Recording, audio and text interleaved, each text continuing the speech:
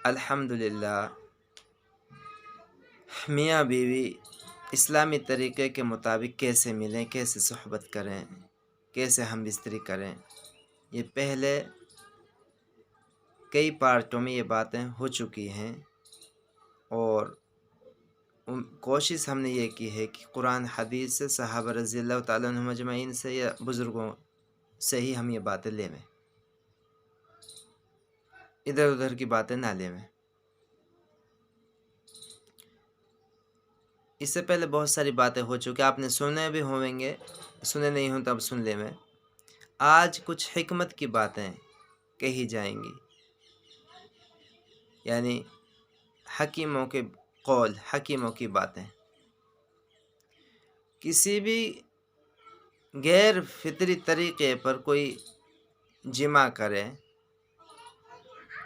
और पानी निकलने के वक्त उसको रोक लेवे, यानी हाथ से रोक लेवे मनी को, तो सूजाक और पेशाब की नाली में मर्ज़ों के पैदा होने का अंदेशा है, अगर मनी को हाथ से रोक लेवे निकलते वक्त। नंबर 2, सुहबत करने के बाद, बीबी से हम बिस्तरी करने के बाद अगर बिना गुस्ल उतारे, बिना नहाए कुछ खा पी लेवे तो इससे भूल का मरज़ पैदा होता है,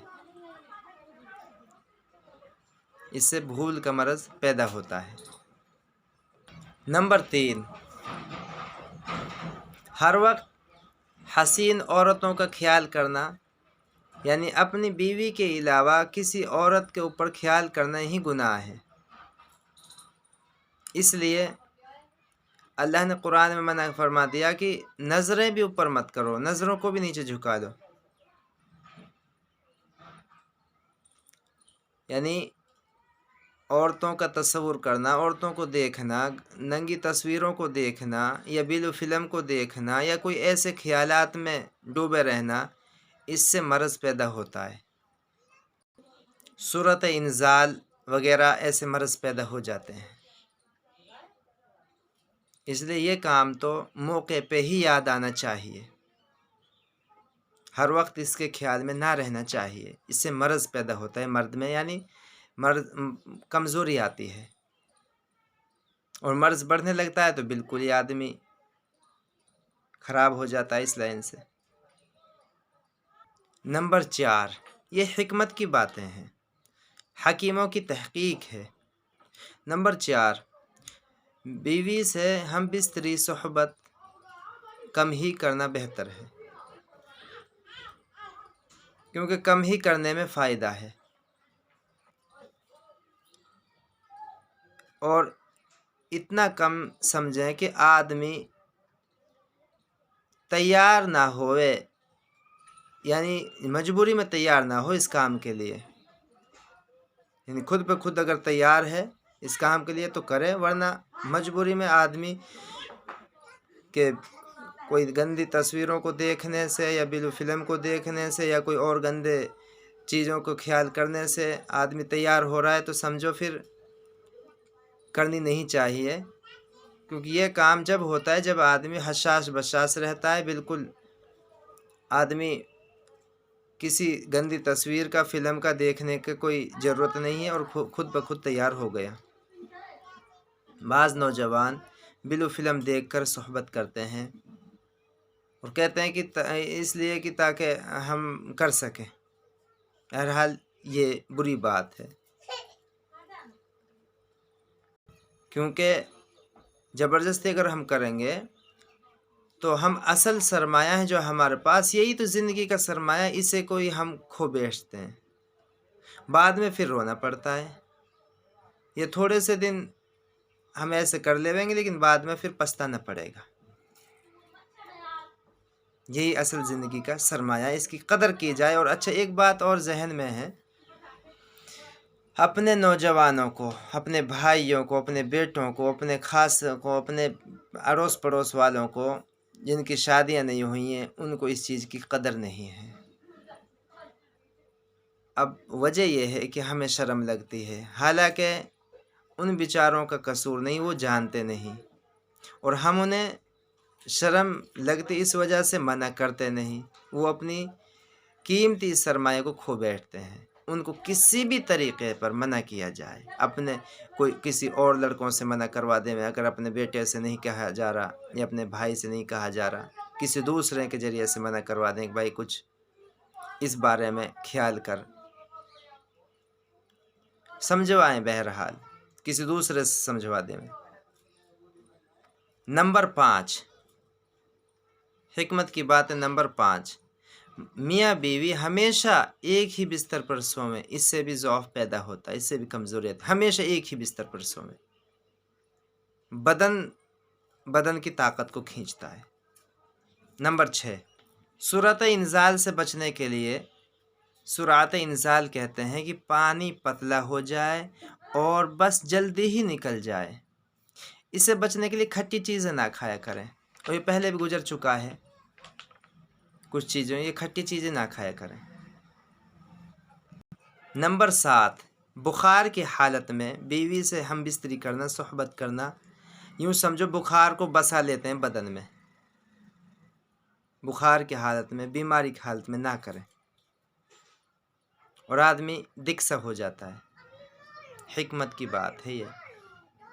نمبر 8 یہ پہلے بھی بتائی جا چکی ہے یہ بات، 8 نمبر پہ یہ ہے کہ صحبت کرنے کے بعد، اور بلکہ پیچھے بھی ابھی آیا ہے کہ غسل کر لے میں، اگر بنا غسل کے کھائیں گے تو نسیان کا مرض پیدا ہوتا ہے، بھول کا مرض پیدا ہوتا ہے۔ غسل یہ کم از کم وضو تو ہوئے، ورنہ غسل کرنے کے بعد کچھ میٹھی چیز کھا لے میں، اس سے طاقت بحال ہوتی ہے، اس سے کمزوری نہیں آتی۔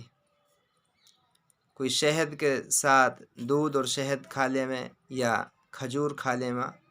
اچھا کھجور اس مرض، جس کو مرض ہے سرعت انزال کا، یا جس کا پانی پتلا ہے، یا جو جلدی پانی نکل جاتا ہے، یہ کمزور ہے اس لائن سے، کھجور بڑی اچھی غذا ہے اس کے لیے۔ بہرحال کھجور کھا لے میں صحبت کرنے کے بعد، یا پھر کچھ بھی نہ ملے، گڑ ہی کھا لے میں، کوئی میٹھی چیز کھائیں۔ نمبر 9 کسی اپنی بیوی سے کسی دوسرے کے مکان میں جہاں کسی کے آنے کا اندیشہ ہو، یا دروازے بند کیے بغیر، یا کہیں اور جگہ ایسے کہ جہاں کسی کے آنے کا دیکھنے کا ڈر ہو، ایسی جگہ ہرگز نہ کرے، اس سے کمزوری پیدا ہوتی ہے اور لطف اندوز بھی نہیں ہو سکتے، ایسی جگہ نہ کریں، کمزوری آتی ہے اس سے، کہ ڈر رہتا ہے، اب ادھر کو ڈر ہے، ادھر کو یا بندہ خوشی بھی حاصل کرنا چاہتا ہے، نہ کریں ایسے۔ نمبر 10 بھرے پیٹ پر صحبت، پچھلی اس پر بہت زیادہ بات ہو چکی ہے، اور اس پہ بھی یہ ہے کہ پہلی بات تو یہ ہے کہ صورت انزال ہو جاتی، جلدی آدمی فارغ ہو جاتا ہے، پانی جلدی نکل جاتا ہے اگر بھرے پیٹ پر کرے گا تو۔ اور آگے معدہ میں کمزوری آتی ہے، کیونکہ معدہ یعنی پیٹ میں، ہاضمے میں کمزوری آتی ہے، اور جگر وغیرہ میں بھی، پیٹ وغیرہ میں بھی ورم کا اندیشہ ہے، ورم آ سکتی ہے، یعنی مرض پیدا ہوتے ہیں پیٹ میں۔ اور پہلے بتایا جا چکا ہے کہ ہمارے نبی کی سنت تو یہ تھی، آپ آدھی رات کے بعد میں وتر پڑھتے، اور پھر اگر حاجت ہو جاتی بیویوں میں سے اپنی، جس کی بیوی کی باری ہوتی، اس بیوی سے صحبت فرماتے آدھی رات کے بعد۔ لیکن یہ پیچھے آ بھی گیا ہے کہ اگر اتنا انتظار نہیں ہوتا تو پھر کھانا ہم پہلے ہی کھا لے میں، یعنی عصر کی نماز کے بعد ہی کھا لے میں، مغرب سے پہلے کھا لے میں۔ اور آخری بات یہ ہے کہ 3-4 گھنٹہ پہلے کھانا کھایا ہو ہم نے صحبت کرنے سے، 3-4 گھنٹہ پہلے۔ اگر ہم نے کھایا ہے کھانا آدھا گھنٹہ پون گھنٹہ پہلے اور لگاتار ہم ایسے ہی کرتے رہے تو بیمار ہو جائیں گے، پیٹ میں مرض آ جائے گا، صورت انزال ہو جائے گا، یعنی مردانگی میں کمی آ جائے گی۔ نمبر 11، پیشاب لگ رہا ہے اور پھر صحبت کر لے میں ترنت، اس سے بھی پھر مرض پیدا ہوتا ہے۔ مثانے میں اور پیشاب کی نالی میں مرض پیدا ہوتا ہے۔ اور اگر پاخانہ لگ رہا ہے، لیٹرنگ لگ رہی ہے، تو اس حالت میں اگر صحبت کریں تو پھر اس سے بھی بواسیر ہونے کا ڈر ہے، اور اس سے بھی اور بھی امراض پیدا ہونے کا ڈر ہے۔ یعنی صحبت ایسی حالت میں کریں نہ بہت زیادہ بھوکے ہوئیں، نہ بہت زیادہ دھاپے ہوئیں، اور نہ ٹٹی لگ رہی ہو، نہ پیشاب لگ رہا ہو، اور نہ پیاسے ہوئیں۔ یاد رکھیں پیاسے کی حالت میں بھی یہ نہیں کرنا۔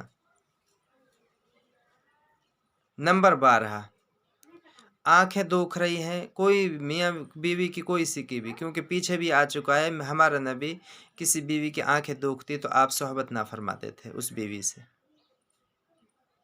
آنکھیں دکھ رہی ہوں تو پھر صحبت نہ کریں، کیونکہ اس میں آنکھوں میں سفیدی آنے کا ڈر ہے۔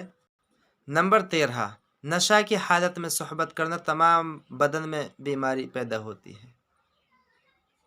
کوئی بھی نشہ کی حالت میں، نشہ بری بلا ہے، بری چیز ہے، اس حالت میں اگر صحبت کریں تو پھر پورے بدن میں خرابی آنے کا ڈر ہے، اور خرابی آتی ہے۔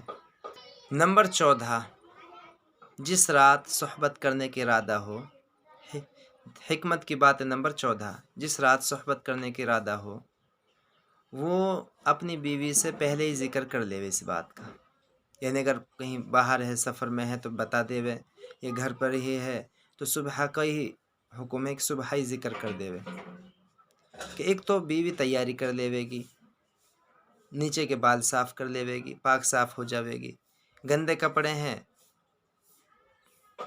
کیونکہ یہ بھی بری بات ہے، پیچھے بھی آ چکی یہ بات کہ گندگی کے ساتھ یہ کام کریں تو بجائے نفع کے اور نقصان ہوتا ہے مزہ میں، یعنی پاک صاف ہو جاوے گی بیوی۔ اور پھر آگے لکھی یہ بات کہ بلکہ خوشی بھی ہوے گی، وہ